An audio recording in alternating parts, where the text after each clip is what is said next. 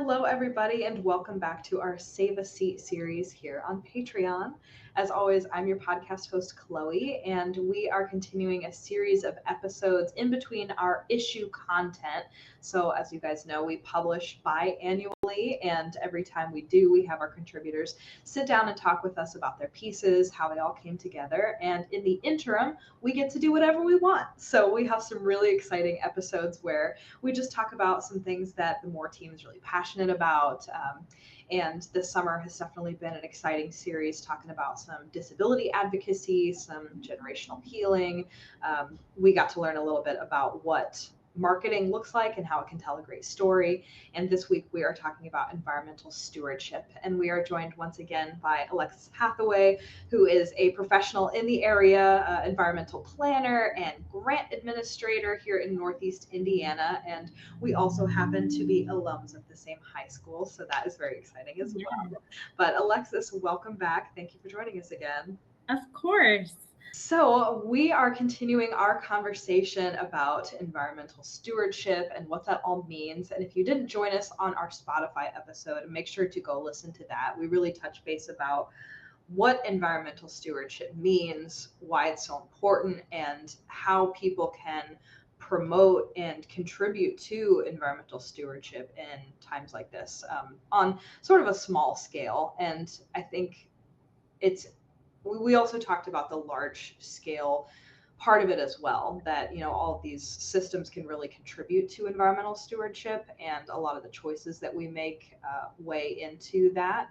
So I'd love to pick your brain a little bit about some of the things that people are doing and things that people can do that you've seen that serve this mission of saving the planet. Maybe some projects or initiatives that you've seen happen that have inspired some positive change. Just as an example, my brother is also an environmental scientist, and he was recently on some contract work out in Los Angeles to test a lot of the groundwater and do some rehabilitation from the wildfires. So he went out there and did a lot of like really backbreaking work, like bottle sample stuff, but it led to a greater purpose of revamping this area that got absolutely devastated by these wildfires. So what are some other examples of things that people are doing on a larger scale? Yeah. One of the groups that I have done work for was Fort Wayne City Utilities and the St. Joseph River Watershed Initiative. They work together to ensure that Fort Wayne has clean drinking water. And I really appreciated the way that the St. Joseph River Watershed Initiative was a 501c3 of city utilities. So it was a nonprofit and just a much more personable aspect to river health than the Fort Wayne government building. And so the initiative encouraged people to get out on the water and to do a river float or do whatever it is like to further investigate the water that creates their beer in our area. And I always think that's an interesting tactic to take on for the environment. Right. I mean, whatever's going to make people get interested, right? Yes, for sure. For sure. Fun. Well, that's definitely something that I think sounds delightful because, as we mentioned briefly in the last episode, I think we both love to kayak. And if you haven't been out doing so, I highly recommend it. There's something just so serene about it.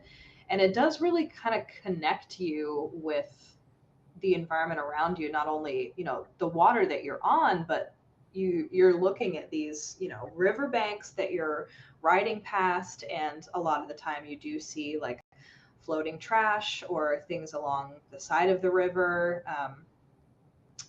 And I think it's just a great way to get connected and remember, this is where you live. And for people who are also listening to this that are in Northeast Indiana, we also have some really great nature preserves. Like we have Fox Island, we have Eagle Marsh, which is a really great place for some wild birds to, get rehabilitated. Yeah, for sure. I would definitely speak up for, just like you did, all those parks. And also Eagle Marsh.